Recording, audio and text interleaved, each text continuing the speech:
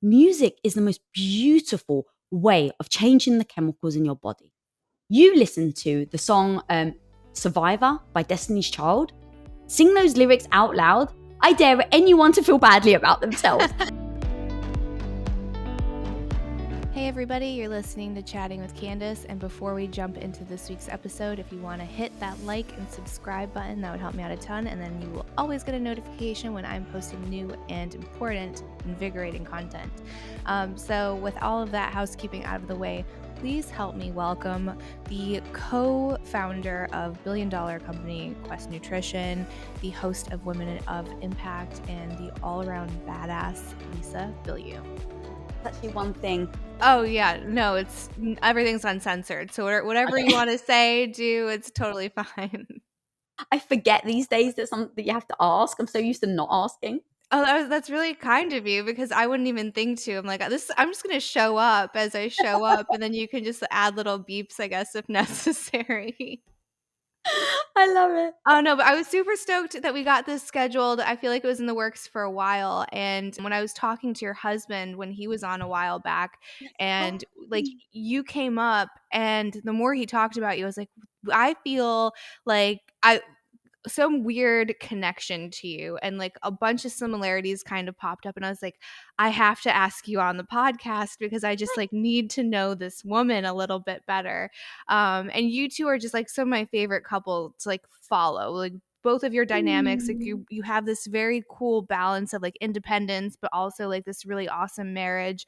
And there's not a lot of people that are kind of putting that out there. So I mean, I appreciate all of your content. Oh, thanks, homie. Yeah. So, I guess I don't even know where to start with your book. I skimmed the entire thing. I definitely am going to go back and like reread it, but I guess I'm going to start with like the thing that resonated the most with me, which there was this section of your book where you start talking about, I guess, like diet culture and like body image, and you get so real and so personal, which I so appreciate. I literally got goosebumps while I was reading your story, because there was one example you gave where you were talking about a boyfriend at the time, like pinching your waist and, saying, oh, you're getting a bit fat, or whatever the words that he used were. And I'm like, holy cow, my dad did that to me when I was about 12 and like pinched my hips, and he's like, oh, you're getting fat, and had all of these bad examples with food. And that led to me also developing like serious autoimmune issues growing up, and it taking years and years to properly diagnose. So I guess with that, it's like you don't realize what you're looking at from the outside in, because you see this like super powerful woman and like she's super confident. Why is she writing a book on confidence? It's going to be so unrelatable, but you are like the most relatable person that I've virtually met or met through a book in a very long time. Oh, thank you. Yeah, it's so funny. That's actually why I wrote the book. And I called it Radical Confidence, because when, I started to notice a lot of people were asking me, oh my God, Lisa, how do you get your confidence? And I tell you, I literally was like, who are they talking to? Like, it's like you're looking over your shoulder, because they must be talking about the person behind me. Because if you heard the voice in my head, you'd be like, Lisa, speak nice to yourself. You'd be like, Lisa, why are you so mean? And it's like, the truth is, I have a negative voice that tells me all the time the things that I can't do, the things that I'm bad at, the things that I will embarrass myself. It's the one that speaks up where it's like, oh my God, don't you feel shame over that? And so it was very important for me to write the book, because there's a massive chasm between the way you feel and the way you show up. And so just because I don't feel confident doesn't mean that I don't show up every day. And that's kind of where the radical confidence piece comes in. So thank you for that. No, of course. And I think that's like a huge misconception when it comes to the topic of confidence in general, is people assume that it's something that you were born with, and that you don't struggle with, and it's not like this muscle. And for me, a lot of it is faking it till you make it. It's like the risk of failure doesn't match like my potential for reward. So I'm going to put myself in uncomfortable situations and maybe look like an idiot, because I'm more drawn to succeeding than scared of failure. It's not because I think I'm going to crush it. I have the same negative voice where I go in and I'm like, you're going to sound like a fool. You're not good enough. Imposter syndrome, all of these things. But I have to say, like, well, what is going to serve me the most and what's my mission, and then just kind of like go that way. But it's not like having this inherent confidence. Yes, I love that so much. And people see the act, and so they assume you must feel good about yourself to do it. And I love what you say because this was actually one massive pivotal moment for me where I kept getting asked to do public speaking. And I would say no because the crippling fear. I mean, people fear public speaking more than they do death. Like that's just how fearful like public speaking is. And so I just kept saying no. I was like, why would I ever do that to myself? And eventually my husband turned around. He's like, babe, like obviously we built a whole company based on impact. He's like, you keep saying no to this, but actually, you're not in line with what you say you want to achieve. And so if you're okay with that, that's fine. But my husband being my husband, we're very honest with each other. And so I really sat back and just assessed to your point of like, okay, this is my goal to create impact, to really move people, that my message makes an impact on them and their lives. And so when I look at why I wasn't going on stage, it was because I was petrified. It was the fear was so overwhelming. The voice in my head said, Lisa, you're going to be terrible. You don't know how to public speak. Your husband is amazing. You've seen all these incredible, like all my friends are just, oh my God, next level. And it's like, you're going to embarrass yourself. You're not even close to their level. Right. And so I was very honest about, oh, this is why I'm not doing it. And in that moment, when you think about the voice that's in your head telling you why you're bad, I call it the ego, right? The ego is trying to Mhm. protect you. The ego doesn't want you to embarrass yourself. The ego doesn't want you to feel shame. So the idea is trying to prevent you. So I go, okay, right now it's black and white. It's what's more important, my ego or my goals? Like it's that simple to what you were just saying. Because if I go, oh, it's my goals, then I go, cool. This right now, the fear that I have cannot stop me. So now that I've decided, because it is a decision, I've decided my goals are more important than how I feel about myself. I'm going to put in that first step that I need to take in order to get towards that goal. Because just telling yourself you want it bad enough, ignore your ego, doesn't sometimes actually help you get started. So that's where I go, you still don't have to wait to feel great. You just have to come up with a game plan. So for me, the game plan with public speaking was you just have to say yes. Like that's the first step. Just say yes. And so in order to overcome that fear, I was like, okay, what do I know about myself? The second someone asks, the fear is going to come in and my instinct is to say no. So I've done the self-assessment and now I know what I'm going to do to counteract that. So I literally said to my team, the next person that reaches out that wants me to public speak, say yes without checking with me. And so that was my game plan in getting over the fear of saying yes. And so I put these little incremental things in, like, okay, well then how do you get on stage? How on earth do you like step on stage? What is that fear? What happens if you get stuck? What is that fear? And then each little step, putting in one little tool that I can go back to so I can step out of my head and out of my emotions and then out of that negative voice that's trying to keep me quote unquote safe. So when you did your very first public speaking event, how did that go? Oh God, it was TEDx that reached out, and I was like, That was "Oh the God, first one you did? the first one in my life." Just And go I was big like, or go home. "Yeah, I was like, of course, of course." I've had all these other people ask me in front of not many people, and here's TEDx. But I made a promise to myself, and so in those moments, who do you show up to be? And so I'd said yes, and that's when the real fear kicked in. So this is where I talk about what's the voice in your head saying. I call her the bitch in my head. And I'm like, how do I turn this bitch into like something that I can use? Because so many people, I don't know about you, a lot of people like, be nice to yourself, talk nicely, don't be cruel. And I just found my natural instincts and inclinations, my character is to be mean. And so Mhm. now, because I couldn't talk nice to myself, I gave my negative voice another reason to be mean to me because it was telling me, see, you can't even get me to shut up. So it's this like vicious spiral. So I was like, okay, I can't shut her up. How the hell do I take this kryptonite and use it as my superpower?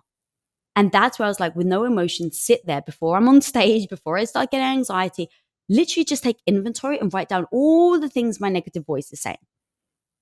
This isn't a place where I'm going to defend myself. I've got no emotion here. I'm just writing her down. So I start writing. Well, you're too scared. Your heart's going to be so much out of your chest that you're not going to be able to actually step on stage. All right. That's a valid concern. Like, I don't want to talk myself out of it. So before I get on stage, before I even travel, before like months and months beforehand, what are the things that I know that I can do to help build my radical confidence? Because remember, I don't feel confident. It's the radical confidence to build my radical confidence to step on stage.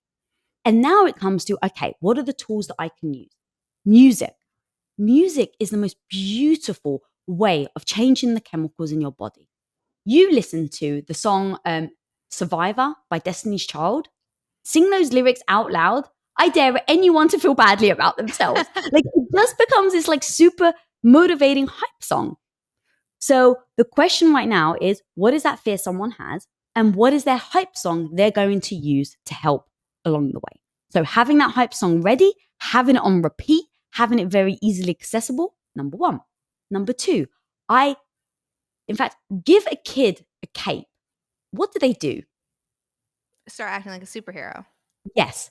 So the power of clothes, the power of how you feel when you put something on is embedded in us as kids, but we don't use that as adults. So I was just grasping at straws and I was like, what can I do to help? And so I found this little cheapy Wonder Woman necklace online on Amazon and I started to put it on. And first of all, it was just like a fun little thing that I put on. And then afterwards, I was like, what if I can trick myself and build the habit of using this as an empowerment tool? What would that look like? Because again, I know I need tools to get onto stage. So I'm like, all right, what if every time I put this on, I look in the mirror and I repeat to myself, you're a badass. You're like Wonder. You're a badass. And repetition creates habit. Repetition creates habit. You do that long enough. Now, when I put this on, immediately I tell myself that and I don't think about it. So now, as I'm getting ready to get on stage, I start to put on my armor. So I put on the necklace. I have really chunky watches. And the reason is I kind of feel like cuffs, like Wonder Woman. Mm-hmm. So I've lent into all of these. Now, these are just the Lisa versions, but I want people to think about what are those things for them that they can do, that they can start putting in, that they can cultivate a meaning and a feeling behind it. The last one was my boots. So I have these knee-high boots. And I'm like, every time I put these on, you know what? I kind of feel sexy. And I kind of feel confident when I put them on. So how would I lean into this? All right, what if I gave them a really cool, empowering name? So I ended up calling them my bad bitch boots. And what happens is, and I even do that tone now, I didn't mean to, but I've adopted it. And so now every time I zip them on, in fact, as I was gearing up to getting on stage, I put them on and I remind myself, you got your bad bitch boots on, Lisa. You got your bad bitch boots on, Lisa. And so now, by the time I do the work, I do all the pre-work. So now by the time I get there, I'm still freaking petrified. But I've got all these little things, tactics that I've put into place that I can turn to give me that one little, tiny little extra boost. And, things like leading up to it, I did an alarm in my phone and I literally closed my eyes. I call it, you got this roulette. So my message to myself was, you got this, with a little like muscle emoji. But whatever phrase someone wants to put, what are the thing they're trying to embody, think about, put that in your phone, close your eyes and spin the time. Now, you don't know when it's going to go off. And the idea of this is you do that enough times. You do that maybe once a week. You do different messaging. You do it over a month. It starts to subliminally tell yourself what you're made of. And so it's me against me. It's me encouraging myself. It's not me looking outwards. It's not me trying to get validation or confidence from anyone else except myself. And so now the voice in my head that was scared, I've now come up with a game plan. And the last thing, the one thing that I was like, okay, what else is she trying to tell me? Because she's my friend and all friends, even at times of struggle, they tell you the truth. What if you freeze on stage? Mm-hmm. That is like the worst fear I have. That I get up there, that I've gotten on, right? You listen to the song, you get up there, and then everyone's just staring at you. Right? Yeah. So I was like, okay, number one, practice. Because that's going to help eliminate the possibility of freezing. Because if you know your stuff so much, one of my favorite movies of all time is Karate Kid, the wax on, the wax off, right? You practice, you practice, you practice. So that by the time you actually get to the time you need it, you got it down pat. So I was like, okay, cool. Practice, practice. What does that mean? That means you have to write your script months in advance. That means you have to read it out every single day. That means I have to ask my husband to sit there and I'm going to do it in front of him. That means I'm going to set up my camera. I'm going to record myself. I'm going to rewatch myself back. I'm going to be my best friend. And my best friend is the person that's going to give me the wonderful critical advice on what to do better. So I'm going to now give myself my own advice. I'm then going to set up a whole thing with my team and I'm going to do a whole presentation in front of them. I'm then going to have them submit a feedback form on what they think, right? And so you literally practice, practice, practice. But you still may never guarantee you may not freeze. So, okay, I've practiced, I've done all the work, I've done all the pre-work, and now how do I think through when I freeze? Because my voice is really telling me that's my biggest fear. Have you ever seen those kids that when they like fall on the floor and they really scrape their knee and they're about to cry, but they kind of look at the parent Yep. and they're like, should I cry? It's really the same thing with mirroring, right? People mirror each other. And so right now I'm thinking, like, if I was on stage and I froze, what is everyone else going to do? They're going to freeze.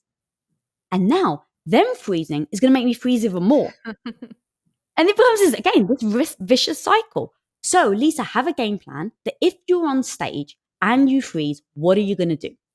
Because I can't trust my emotions, because I know my emotions would just want to literally run off stage. Mm-hmm.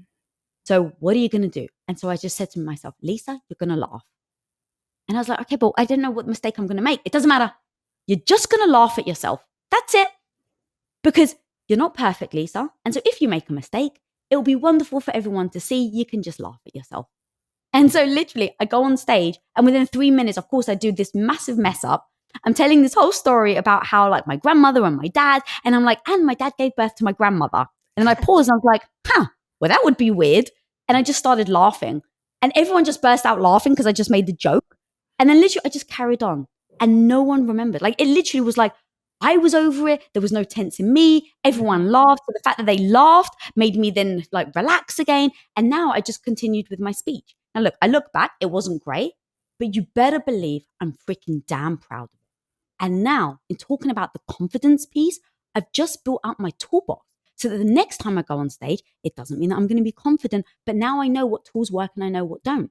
And then I can start putting in either new tools, I can either refine my tools, but the idea isn't to then feel confident immediately. The idea is to say, me going on TEDx was day one. And just like anyone studying anything, you go to college, it's not like you're going to study medicine. It's not like on day one, they're like, oh, and operate on this brain and do a heart transplant, right? They're like, no. It's your day one. You know nothing. You're going to learn. But we don't give ourselves that grace when we're trying a business or we're trying, public speaking or anything like that. So I just gave myself the grace. I reminded myself and, I do notes and post-its and I was just like, it's day one. And so next time I speak, it's going to be day two. And so now it just becomes how much better can you get? And now let me pride myself on being the person that can just get better. And now in the effort to just get better, you develop competence. And once you become competent, that's when you get the confidence. So the confidence becomes the byproduct of everything else I've just spoken about. It's not the end goal. No. Oh my gosh. Nailed that on the head. It's defining what success looks like for you, which is crucial because you can't control anyone else or how they're going to digest your content. So, especially if you're a creative and you're putting something out there, if you're going to define your success on how many people like it, that's not great. Mm. So, you have to be very specific on what your mission is and then what success looks like for you. So, if I'm doing like a podcast, for example, and I feel like shit afterwards, I'll like ruminate on it. And my husband's like, well, what was your definition of success going in? Like, did you do those Ooh. things? And I'm like, yes, but, and he's like, stop with the but. You just said yes. So it was a good podcast. And I'm like, just let me ruminate. And he will not. He'll try to like rip me out of it, thankfully, because I'll stay there forever. So it's very important to not define that like externally and to have your metrics be inside. And I love that you brought up clothing as like a tool to use to get ready and to get into like the right headspace, because this thing I keep seeing right now, and I think it's popular because a lot of like these male CEOs are wearing hoodies and zip ups and just like the same outfit over and over. So they're like, you don't want to waste any mental energy picking out wardrobe. You just want to wear the same thing every single day. And I was like, sure, maybe that does benefit some people, but I align more with your mentality, which is clothing can be so powerful. And even like just something like jewelry it's like an anchoring product, right? So some people call them like a totem. So for example, if you work from home, and a lot of people did the last 2 years, and you have a family, or if you're married, whatever, a live-in spouse, it's really hard to turn that off because now your environment is all one thing. It's all one cohesive, like weird work, Mm. live, love space. So if you have a totem, you could either take that off or remove it. And that could be your physical reminder of, okay, now I'm not working. Now this is like our sacred space to enjoy and relax. Like I cannot talk about work. So the power behind clothing and jewelry, I don't think can be overstated. So I love that that's something that you implemented with the book and that you do every day, because we need more of that. We need more Thank of you. that. Can I Mhm. tell you actually a little secret that just happened a couple of days ago? Yeah. Oh my God. So, to your point, so much of my life, so I ended up getting stuck as a supportive housewife. And I say stuck because it wasn't the dream that I had, of being the supportive housewife very much to that point. So, Tom and I were saying, okay, no BS, what would it actually take for us to get enough money to make movies? That was the dream. Mhm. So, Tom had just read an article with Steve Jobs, and he said that exact thing. He's like, oh, I don't make silly decisions like what the hell am I going to wear? So, I always just wear the same color. And so we were like, oh my God, that's actually genius. So we were like, all right, babe, you don't make any decisions. I'll be the stay-at-home wife. I'll make all decisions. You go to work every single day, and it'll just be for a year and a half, and we'll make enough money to make movies. But that was why I stayed home, because of the decision making. Now, about 3 days ago, so I very much try to pay attention to where I spend my energy and time. And so my gym clothes are always the same. I wear the same sweatpants every day. I have like the same 2, 3 tank tops, and it's literally the same shape. It just has a different tagline. And I just rotate. I just literally grab whatever. But the other day, I was doing a podcast and I was in such a rush and I was feeling really burnt out, like really burnt out. And I said to myself, Lisa, you're really burning yourself out. What's the thing you can immediately take off your plate? That just like the little small things. And I was like, all right, don't decide what to wear. And part of me was like, but Lisa, you're on podcast. Immediately, I was like, nope, your goal is to make sure that you have brain clarity on these podcasts. But I love fashion. So literally, I was like, okay, this is the outfit, and I'm just going to wear the same outfit to do the 2 days in a row. So I still had like my watch and all my totem items, but I still actually ended up wearing them back to back because I was like, I don't have time to actually think about what I'm going to wear. So I actually put the two together. It was the first time I did it, but I love that you brought that up. No, no, that makes sense. And I was actually gonna do so I have like a very similar chain, and I was like, "Oh, I should wear my chain. Like this is a good opportunity and then we can match." And I was like, "Oh, then I have to switch my top and it's this whole thing and then the podcast is in half an hour." So then I didn't do it. So there is some truth to it, but I do think it is a tool that shouldn't be ignored. Oh my God. Honestly, 1,000%. And I'm surprised especially people are going to hate that I said especially women, but I think I'm just projecting. For me, it's been such a powerful tool. Like for so much of my life, I had like the down the middle, center parting, long hair, and I never cut it. So it literally was just like one style my entire for like 20 years. Like I literally don't even remember. And I would never tie it up, even when I would go out, like I wouldn't do anything special.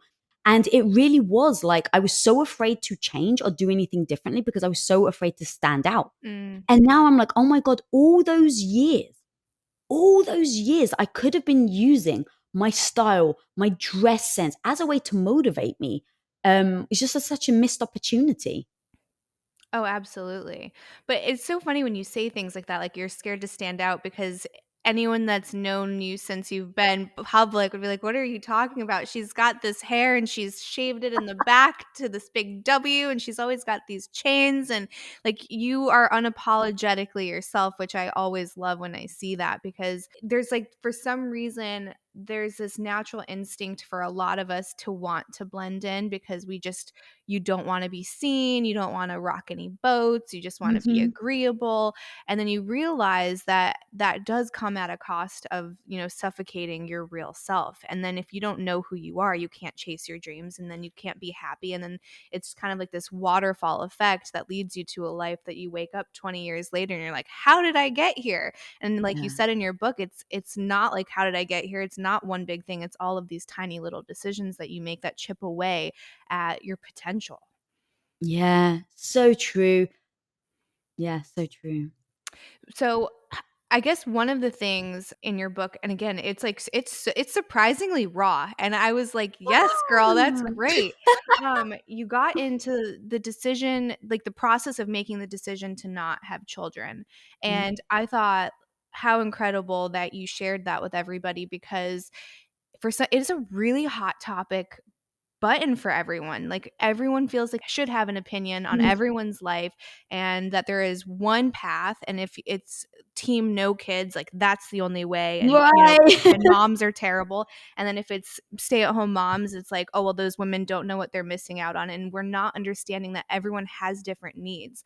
And I think the process that you went through was incredible. You talk about kind of opening up that can of worms and being so honest with each other. Like when you shared Tom's response and he was like, listen, I'll obviously love those kids, but I'm not going to be home for every dinner. I'm not going to sacrifice my work ethic. I'm not going to be available to you or them like all of these hours a week.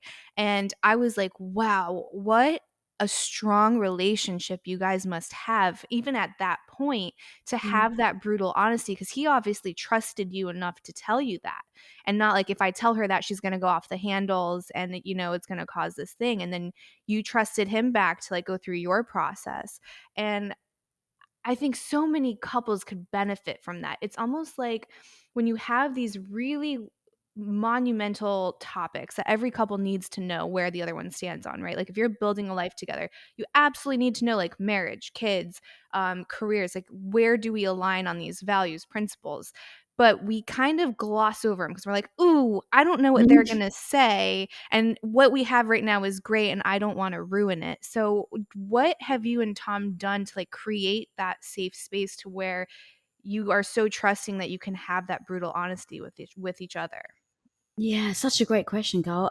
It really comes from, firstly, you have to just agree on the goal, Mhm. because do we align on that we're both trying to achieve the same thing?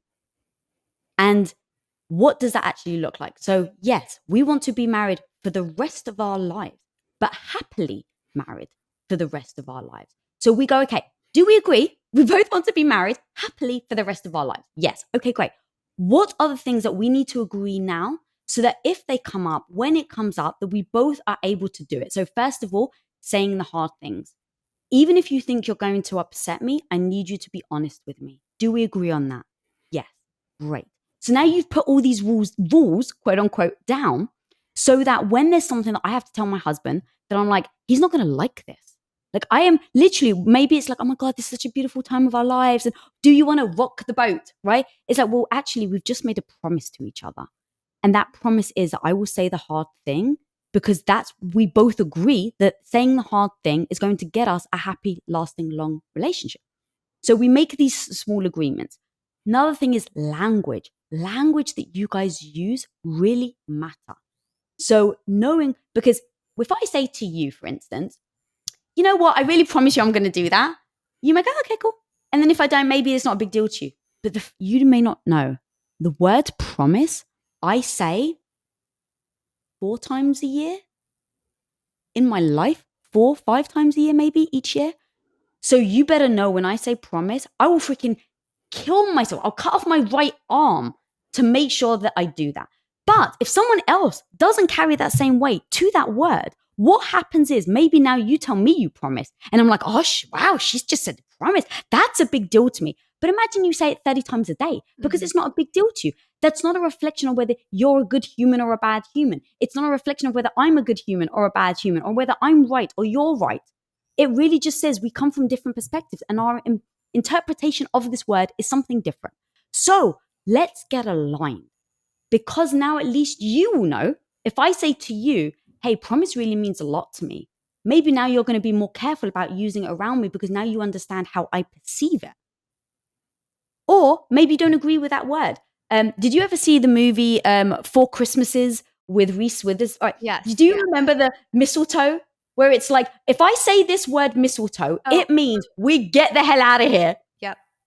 So it's like having code words, but having literally an entire dictionary of words where you define what each means. So that's another thing. So for instance, coming back to the whole the kids question, when I said to Tom, babe, I really need to talk to you. This is important. He already knows because we've already established what that word means. So immediately he already has heard what I'm about to talk to him about is really meaningful to me. So having those languages, setting yourself up for having these discussions, setting yourself up for a space where you can They know, hey, this may be a hard thing, but remember we both promised that we were going to say the honest and truthful thing. So having those established at the beginning of a relationship, or like as you get tighter and tighter, obviously, you don't want to say that on the first date. Hey, look, this is what it's going to mean when I say this, right? You don't necessarily want those on the first date. So the dictionary thing. And so that was the foundation of building a relationship so you can have these discussions. Now, how do you actually handle them when you go into it? So the first thing you actually said, open the can of worms. For me, there was something that I was hiding, asking myself for a long time. And we all do this. We all try to avoid hard questions sometimes. Because when you ask yourself it and you say you have to answer it, maybe it opens up a whole can of worms, which is so overwhelming to you that you can't even comprehend dealing with them. So you just go, well, fuck it, I'm just not going to ask myself the question in the first place. Right? The example I give in the book is you say, am I happy in this relationship? And what if the answer is no? What if you've been with someone for 15 years and you're just going through the motion and you're avoiding asking yourself the question? But then you have the courage to ask yourself the question and then you realize the answer is no. You open up a can of worms, and the can of worms look like, well, are you willing to work on it? Are they willing to work on it? Who gets the house? Does this mean divorce? Who gets the kids if you have kids? What do you do about your bank account? Does one of you have more money than the other? Did you do a prenup? Right? Like, hey, it's like, who gets them at Christmas? Are you going to die alone? Like, there's so many questions that can come with one question. Right. So giving yourself the grace to ask yourself the question and knowing why you're asking your question. So for me with the kids, I was avoiding it. And then after a while, I kept feeling like this unease, like my biological clock was ticking, as they say, right? And I thought I was going to have 4 children. I was thrust into Quest. Quest grew at 57,000%. So I went from being a housewife to helping my husband build the company to then literally building my own department. And within that transition, I started to realize what lit me up. And I started to realize it was the challenges. I thought so low of myself, of what I was capable of, and being put in this pressured environment, I realized I love business and it lights me up more than the thought of kids ever has. And so I tried to avoid asking myself the question. And so I tried to do everything right. I was like, okay, so, I'm going to work as an entrepreneur. I'm going to take care of my husband at home. And then like in a year, I'll figure out how I'm going to have the kids and how to have this career. Right. And as many of us do, we try to do everything. When I started to process that everything, it didn't sit well. So that's when I just was like, oh, there's a question I'm avoiding and I have to ask myself. So once I allowed myself to ask myself, did I want children? I had to ask myself, what is the belief system I have around children in the first place? Like, why has it taken me 8 years to ask myself this question? So I started to realize it was from being a child, all the messages, being Greek Orthodox, my grandmother telling me that the pinnacle of my life would be when I get married. My dad telling me that actually he didn't care what I studied at university as a degree because I would end up as a stay-at-home wife anyway. Now, all of this is their perspective of how they were brought up. So there's no judgment there. But when I look about how I had the perspective that having children was why I was put on this planet, I'm now not surprised. But all the beliefs I had around it weren't mine. And so that's where I had to start, strip away and just write down, why did I want kids in the first place? Like do a pros and a cons. And what was all the reasons why I thought I was going to have kids? So I wrote down legacy. And as I wrote down legacy, I'm like, I don't even freaking know what legacy means. Like it's one of these, like I kept saying like, oh, to continue the legacy. But what does it actually mean? And so when I started to go, well, okay, Lisa, but what does legacy mean? So I literally started like asking myself, and then I was writing down the answers of, oh, it's being remembered when you're gone. Okay, amazing. Do I think I need legacy through children? Actually, no. I could do other things in my life and still be remembered. Okay, so is it blood related that was important to you? Well, no. Okay, so why did you think that you needed children?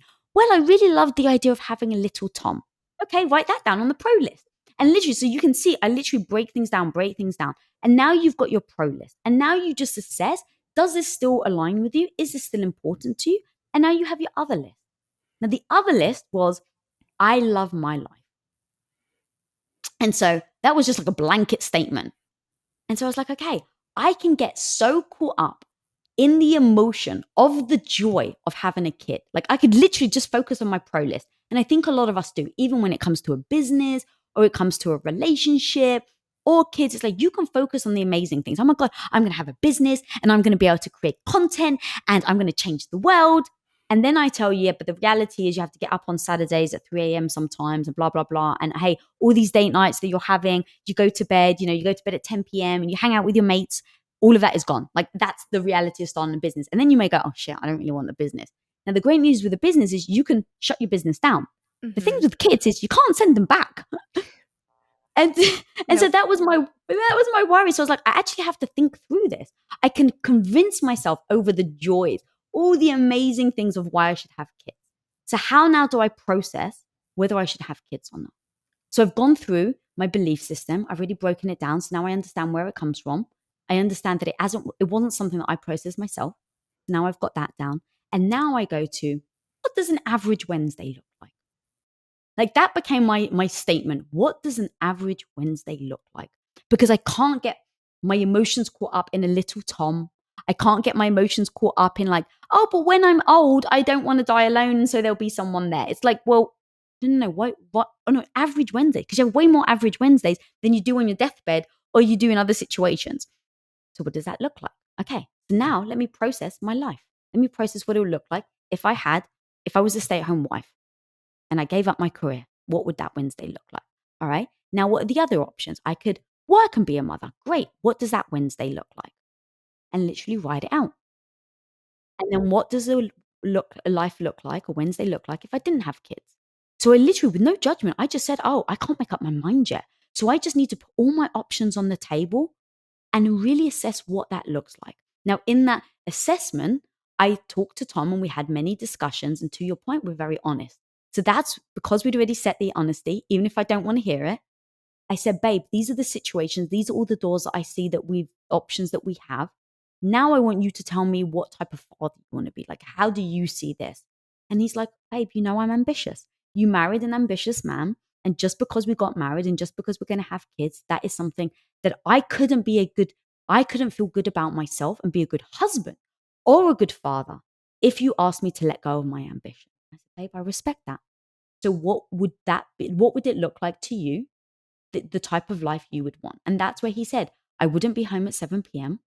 Like basically from Monday to Friday, you'll take care of the kids. I'm not getting up in the middle of the night because my sleep is very important to me because I need to show up for work because I know what I need to, how many hours sleep I need to have, very cognitive strength and being able to make the business decisions. And so I wrote that down under all my 3 options. And I said, okay, with all these 3 options, knowing basically from Monday to Friday, I'm somewhat of a single mother. Now, look, there is no hurt behind that with him because all he's doing is being honest with me. And that's what I've asked for. It's not to make Lisa happy. Like one of the most heartbreaking comments is when I hear men, especially, say, a happy wife is a happy life. That breaks my heart Yeah. because it's like, you're one piece of this relationship. You're like half of the whole. And so you're just saying that your happiness doesn't mean anything and all you care about is mine. It's like that doesn't sit well with me. So husband, love of my life, what type of father do you want to be? And if this is what leads to your happy life, then I have to take that as fact. I can't take that to heart. I can't take that as an offense. It's like, it's not about me. It's about him. And so just like I'm able to do my assessment on do I want to be a mother, I need to give him the same space and grace to do the same thing. So as we started to go through this process, I said, okay, so what does the weekend look like? If you're working 9 to 5, like I need to take this into account because if you're saying, hey, look, I'm not going to be present for my kids ever, that's an important thing I may need to know. Because then again, I can decide though. That's up to me. There's actually no hard feelings to him. At least he's owning his truth. And so he was like, well, of course I want to be an amazing father. So when I'm home on the weekends, I'll take them to soccer practice and I'll get up in the mornings with them. And so as he starts to explain what his weekends look like with our children, I'm like, so when's time for me? He's like, basically that right now we'd have to do things together. Like our time would be either at work if you decide to stay at work, or our time would be we'd do the things with the kids on the weekends. And so we literally just spoke. And so I was like, okay, so maybe we get an hour. Okay, that's actually just being honest. And now, with no judgment, is that actually the life I want? Is that the type of relationship I want? Am I okay moving on his priority list? And is he okay moving down my priority list? Because I would want my children to be my first priority, at least when they're young.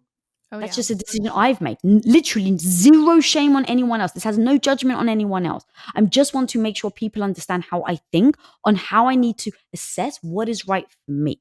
So if Mhm. other people don't agree, great. Now at least you know what you're looking for in life and you can make decisions based on knowing.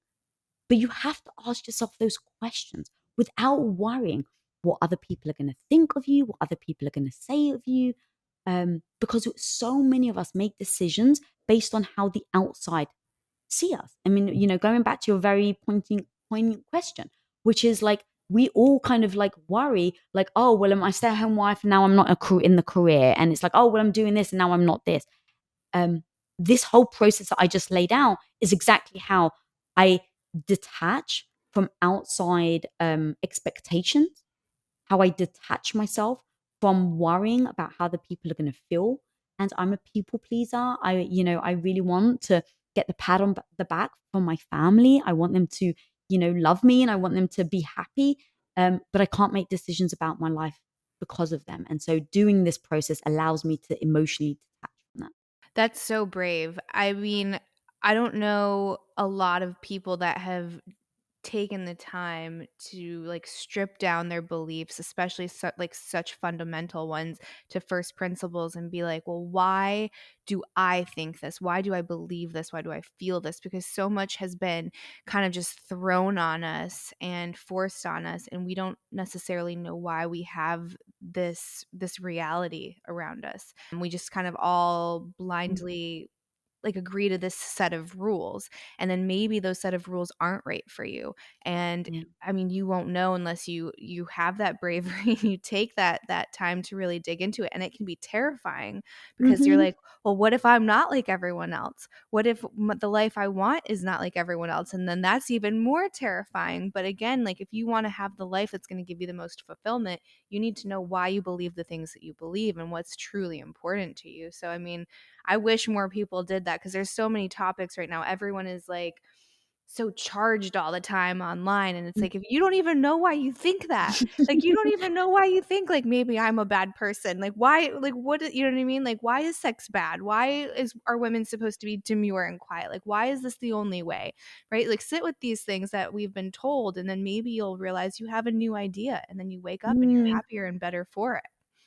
Yeah, and I want people to know, like, everything I just said is coming from the same person that when I was 21 years old and I went on a date with my husband for the first time, so our very first date, there's this like bold, American guy, and I'm here just for vacation. And we're sitting here, and he's so curious. He's a curious man. And so as we're sitting there on the first date, he asks me, he's like, oh, you're Greek Orthodox. But I am Greek Orthodox. He goes, oh, why do you believe in God? He was just curious. Now I'm 21 years old, and I sat there gobsmacked because no one had ever asked me that question before. And the only answer I could think of was because my dad told me to. 21. So you want to talk about a belief system?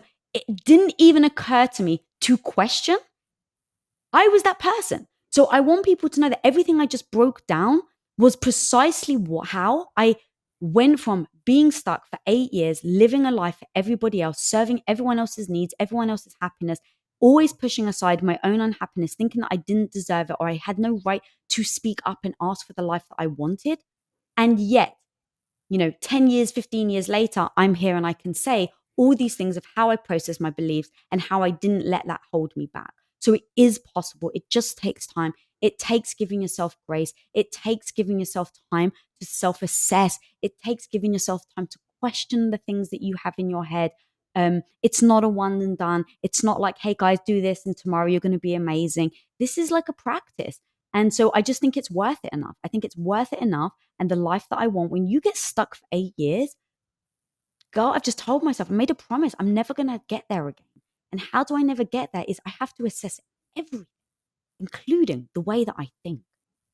Right, and then when you strip it down as far as you did in the example you gave in the book, what I loved was you kind of see the realities of everything, because I think that's also like a falsity that we see a lot of the times, is this narrative that you can have it all. And it's not to say don't go after your dreams, because absolutely, like, take your moonshot, but everything is a trade-off, right? So Mhm. you if you do want to work and you do want a family, there is a trade-off. Like, you will need help, right? You will be making sacrifices. You won't make every single game. You're not going to be there every single minute. You're not going to be able to call off with every single cold, right? So there is a trade-off.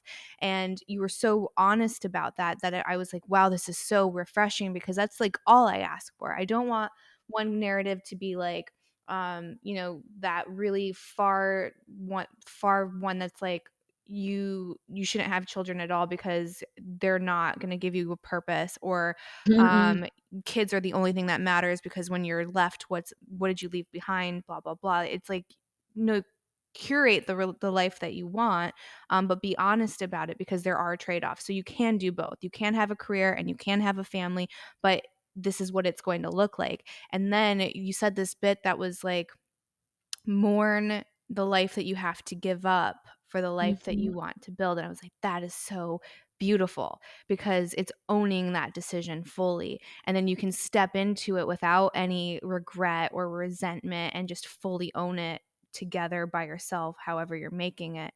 But it's just like, this again comes back to brutal honesty, even with yourself.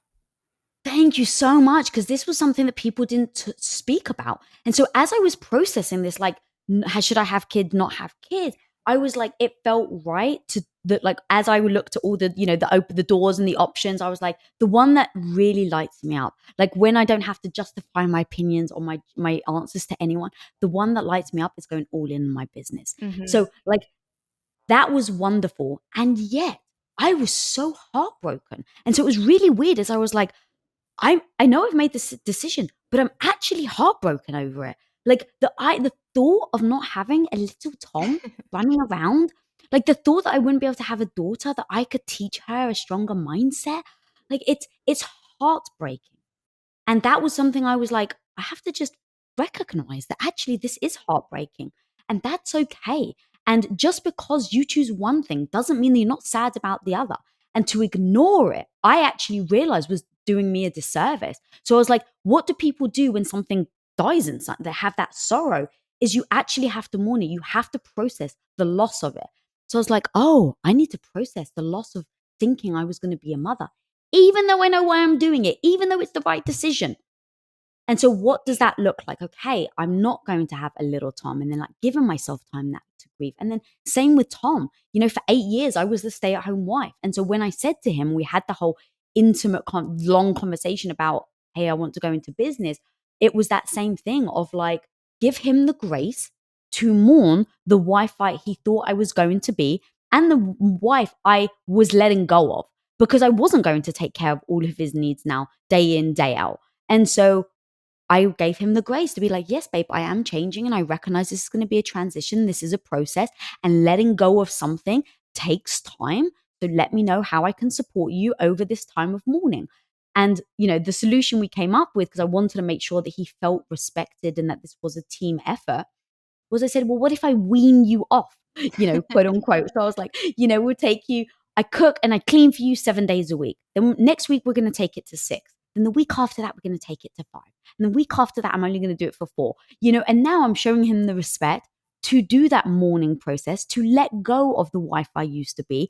And now going back to where we started on relationships is that now he really feels like we're doing it as a team and that we're in this collectively together versus me coming in and saying, hey, I don't want kids. I don't want to take care of you. And now, as my husband, you're just going to have to deal with it.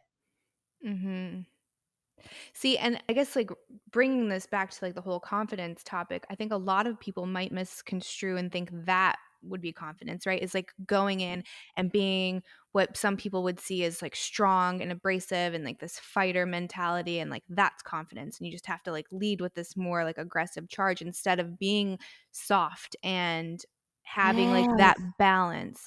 So I think especially with women right now, it's like this dance between like the feminine and masculine energy, because the Mhm. masculine is what is going to drive you. It's going to, give you your goals, like conquer, climb, all of these things, which if you're working and you have like those ambitions, like that's going to be there. But it's also not to deny that feminine space, especially if you have a partner, because you have to be able to do that give and take. So if you show up as like your bad bitch, like conqueror in the relationship all the time, where is his space? Like, where is he supposed to fit in? So do you have advice on balancing that masculine feminine energy? I do. Oh my God. I love this topic. I love this topic. Not many people have asked me about this, but it's so important because I think it's really something that we struggle with. At Mhm. least it was something I really struggled with. So I go from being this housewife, taking care of my 2 puppies, to then building Quest that grew so quickly. So before I knew it, within 2 years, I literally have a facility of 40 employees. Now, our first offices were in Compton.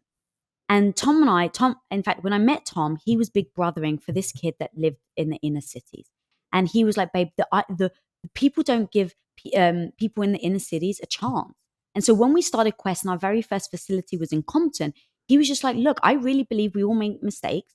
And I want to give anyone an opportunity to get a job and be here. So we basically put a call out and we said, we don't care about your background. We don't care if you've got a criminal record. We will consider you for hire for Quest to work on, in our company, as long as you show up and that you're dedicated and you work hard and, you're focused on who you are today and who you want to be.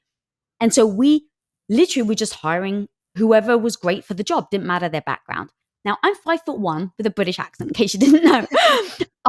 We were hiring. It got to the point where literally there were like 6'5" dudes that had freaking um, neck tats, like, and I love tattoos, but like it's a little intimidating. I'm not gonna lie, And then one guy had like a teardrop tattoo under the eye, which I watch movies, and apparently that isn't a very good sign. But again, they were amazing, hardworking humans, but I was definitely intimidated.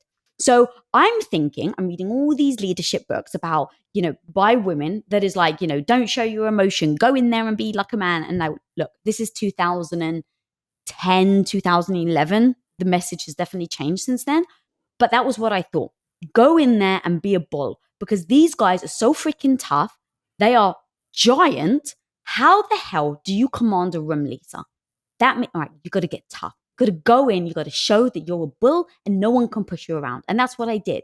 I was just barking orders at them, telling them what to do and to move faster. Well, you can imagine that didn't really go over very well.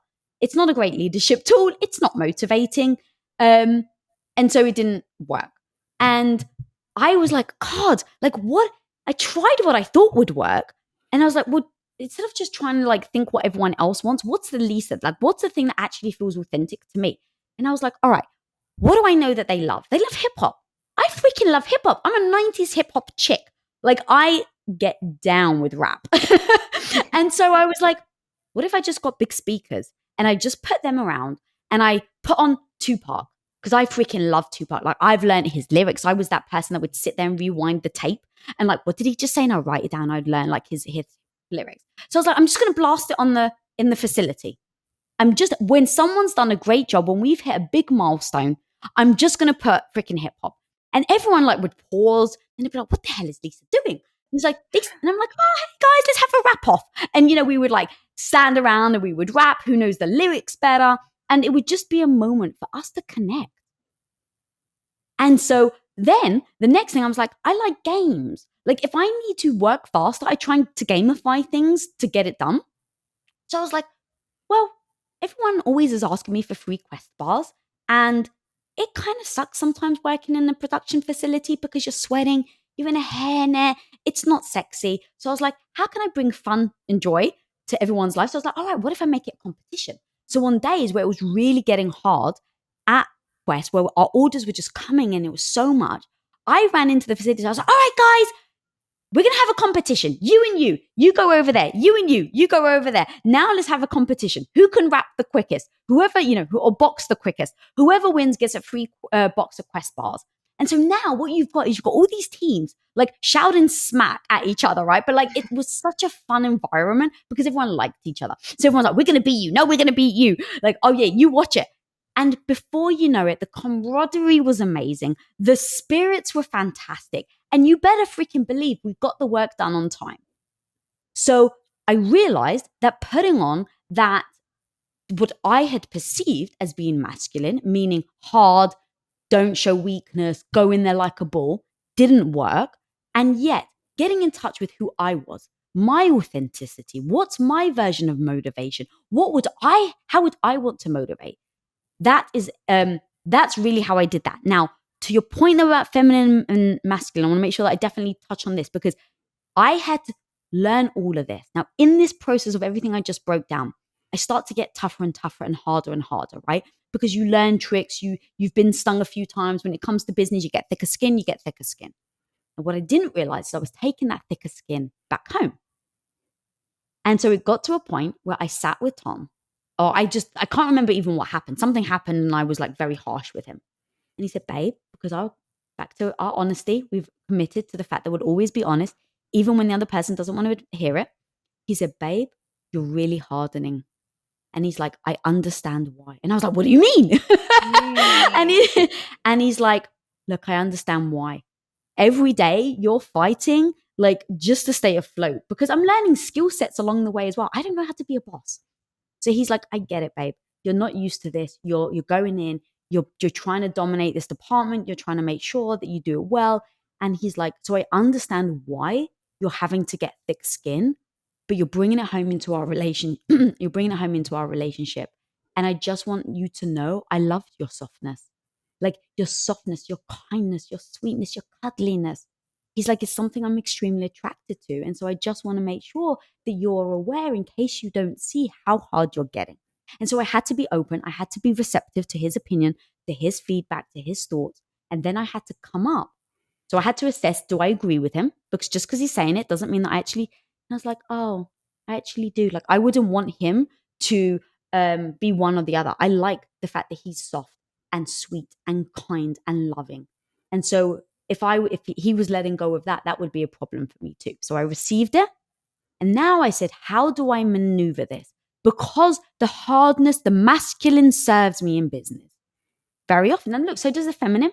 Of course, I put the feminine on when I need it. Mhm. But how do I use it? And how do I create the skill set that I can embody masculine when I need it and embody feminine when I need it? Like, how do I maneuver that? And so I started to, going back to the clothes. I was like, okay, when I show up, what are the clothes I wear to make me feel like a badass, to make me feel strong, to make me feel like I got this? And then what I realized is, I can do the same in reverse. I can literally do the same in reverse. So I put it into practice. So I have this idea, I can do it in reverse. And I was like, I have to test it out. And so one day, I'm in my like get shit done mode all day, really freaking hard, answering questions, dealing with problems, can't show weakness, keep going, Lisa. Everyone's looking to you for decision making, blah, blah, blah. And then at the end, I was starving. So I had to eat. Now I have massive gut issues. So when you're eating, when you've got massive gut issues and you're stressed, it isn't a recipe for a happy life. So I was like, okay, I recognize I'm hard. I am all like hard all the time. I need to soften up. So how do I soften up? I put this process. Okay, Lisa, just like you suited up today with your armor, what if you took your armor off? Okay, what would that look like? All right. Before I go and I needed a cuddle from my husband. I was like, I know my thing. And I'm sure you have that thing as well, right? Where he's like, like when you do this, you feel a certain way. But what if you don't feel like a cuddle? What if you're so hard and you're so worked up in that moment that even just the thought of a cuddle makes you cringe? And that's where I was. So I was like, oh crap, the thing that I normally turn to as my savior, I don't want to do it. So just like I suited up, I now need to unsuit. So before I went to give my husband a cuddle, I went upstairs, I switched my phone off, I pulled my hair up, I took my makeup off, I opened up my pajama drawer and I pulled out the fluffiest Wonder Woman pajamas that I possibly have, which I really do have, and I put on my fluffy Wonder Woman pajamas. Now, why do I do that? The fact that it's Wonder Woman, it gives me a lighthearted feel. I love superheroes, so it gives that lightheartedness. Fluffy, it's comfort, it's not tight, it makes me feel like I want to be squishy. And so then I literally, over time, over like 10 minutes, it took me, I started to unwind. And then I went downstairs and I said, babe, I need a big squishy hug. And he gave me his big squishy hug. And that is exactly how you maneuver between knowing your tools, knowing what you're going to use when, and then leaning into them when you need it. And it's imperative. And I love that you brought this question up, because the thing is that we don't talk enough about the duality. And, I grew up in a world where it was like, I know you have to choose. You have to choose. Oh, if you're bringing your masculine energy over here, well, that means that you're not feminine. And I was like, but I am. But I am. And so I was like, I'm fed up of this messaging. Like, I'm fed up of people telling me that I should be one thing or another. And I'm just like, the beauty that makes up us women, the beauty that makes us up is that you can be so nurturing. Let's just take a baby. You can be so nurturing to a baby. And then if someone came along and threatened your baby's life, you would be a beast. You would be so vicious, right? You would protect that child like it was like your life depended on it. So you have the ability to go from developing a strong hardness and a sweet, kind softness. Now, the only thing is developing it and knowing what tools you can use and when. No, I think that's amazing too. And I think you definitely did a really great job at portraying that throughout your book, because it is this balance, right? We're not just purely feminine and men aren't just purely masculine. And I think that right now we have like such a hustle culture with both genders that we see this competitiveness that we maybe haven't seen in the past with women, and it's really hard maybe to turn off, especially if a lot of us like didn't have healthy male role models growing up to like make us feel safe. Because if you grew up without having like that foundation of security, then you're constantly on like this almost like surveillance, like you're constantly assessing risks, and you get so Mm, used to that throughout your life that when you find a partner, you don't trust them to take watch ever, and you're like, I mm. constantly have to do this. So it's being able to like recognize and listen to that criticism and be confident that you can trust your partner, and confident in yourself that like if you let your hands off the wheel, everything's not going to fall apart.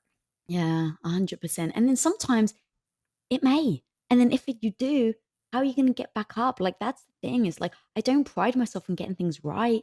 I pride myself on being the person that when I get it wrong, I get back up and I learn from it. And that, to be honest, is the identity that has saved me from so much of my anxiety, because I always wanted to be perfect. I didn't want to make a mistake. And my husband, I stole this from my husband. He's the one that's like, be the learner. Like, if you've got the identity as the learner when things go wrong, when problems happen, you literally can just go, oh, okay, great. What can I learn from this? And now you're more powerful for That's one of my favorite things that he's said that I've just clung on to. I mean, it. I used to be one of those people that was so scared of failure that probably like a lot of people, you just wouldn't even take the risk because that fear, that possible embarrassment was just too overwhelming. And my husband recently pushed me to do this crypto series on the podcast, and he was pushing, pushing, pushing, and I was like, I don't know enough about the space. I'm going to look like a moron. I can't talk to these people. And he just booked these people. Like he booked these names, heavy hitters. And I was so frustrated. I was so mad at him that whole week while I was like doing all of my research, and he could tell because I was being very short with him. And he's chuckling to himself because he knew at the end of it I was going to come around and be like, I'm really glad you did that because you stretched me. And Mm. I went into it when I would feel stupid. I was like, listen, I'm just the learner here. So we're all learning together. And that's a lot easier to swallow than I'm an idiot. Right. It allows that Yeah. grace. It allows you to have those hiccups. And that's fine because I'm not here to be a professional. I'm here to learn. And just that reframing is so powerful. So by the end of it, I'm like, okay, I can talk a little bit about this. And I just learned something that I thought I was never going to be capable of. So it goes back to something that you touched on in this conversation in your book, which is like how powerful words are, right? In so many Mm. different contexts. So it's like, know your definitions, know, like, audit your thoughts, audit your words. All of these things will absolutely shift the reality. Yeah. The auditing's huge. Oh my God. Because we don't realize how often we do it. Oh my gosh, if you were to like take a tally, it's like who else Yeah. would you talk to like this? You would have no friends. Yeah. If you talk to anyone else how you talk to yourself, you would have no healthy relationships. Yeah. Oh my God. And going back to actually how you even started the podcast about body image. I'd worked on my mind so much. And then there was like one day, like maybe like 2 years ago or something, I've been working on my mindset for like 15 years. And like 2 years ago or something, it was something happened. I can't remember what, but I realized like I walked past the mirror and just totally insulted my body and my head. It didn't even dawn on me. And so there was something about it that really stood out. And I was like, why the hell did I just do that? And I was like, how often do I do that? And just by asking myself the question, I was like, all right, Lisa, with no judgment, you're just going to take inventory of how often you do that. Dude, I was doing it like 8 times a day and I didn't even realize. It was like I would go to fix my hair or something. And I'd be like, oh God, you look terrible, like those dark rings, right? And then you'd walk back in the mirror and it's like, oh, I think I've got something under my eye. And you go to wipe something on your eye and like, oh God, I look, horrible today. Or, oh my God, can you believe? And it was like small little things that I would say. And until you audit and you realize, it's like you can't change it. So literally, once I started to realize, I was like, all right, what's the plan I'm going to put in place? Because this doesn't serve me. I recognize this is detrimental. I recognize this isn't healthy. And so what on earth am I going to do? And so the first thing was every time you do it, just replace it with something else. So literally every time you go to say, I hate this, tell yourself something that you like. So be like I'd go to be like, oh my God, you've got dark rings on your eyes. Oh my God, your eyes are lovely. And it's just like, come up with something that you can say. It may not feel real, and that's actually okay. Like, to me, it becomes I'm just trying to break the habit first. And that is the key. But yeah, God, we don't realize we do it. Oh, And then no. imagine you said that to your friend. Like, literally, oh God, you look terrible today. What's wrong with you? Yeah, you would never do that. You would never do that. We started doing this thing, and it's more my husband than myself, and it snaps me out of it. If I go to talk bad about myself in any way, he's like, don't talk about my wife that way. Oh, I love And I'm that. like, and I have no response because, like, of course, like, he Mm, wouldn't let someone else just say these awful things about me, so he's not going to let me say these awful things about me. Um, mm. so yeah, it's like all these like little baby steps that you make. You know what I mean? Just on the path to growth. Yeah, exactly. It really is. No, so I mean, this was incredible. I would love to have you on again in the future. I think you're such an incredible woman. Do you want to tell all of the listeners and viewers like where they can follow you, support you, buy your book, all of the shameless plugs? So this is the place that I'm actually working on my own radical confidence in being a little shameless because it doesn't sit well with me. It's not my natural personality. So going to even what you were saying about getting uncomfortable, like I'm very willing to get uncomfortable in order to get better. So the shameless plug is go to radicalconfidence.com. And if you pre-order the book or get the book there's like a bunch of bonuses over there. So go to radicalconfidence.com. They want to follow me, they can go to Lisa Bilyeu on Twitter and Instagram. It really like the two main places I am, and I guess Facebook. But yeah, those are the things. Well, awesome. Thank you so much for doing this. Oh my God, so much fun. Thank you so much for having me. All right, that's it for this week's episode of the podcast Chatting with Candace. Don't leave just yet. So click this little button. It will take you to my community SMS page where you can text back and forth with me. It's kind of like the newsletter of the future. It's way less annoying than an email. I think now more than ever, it is super important that we are able to stay in contact outside of the powers that be. So yeah, click this little button. It'll take you there. And if you're listening, I will have the phone number in the show notes. Send a text, say hello, tell me your favorite part of the episode, and I'll see you next time. See ya.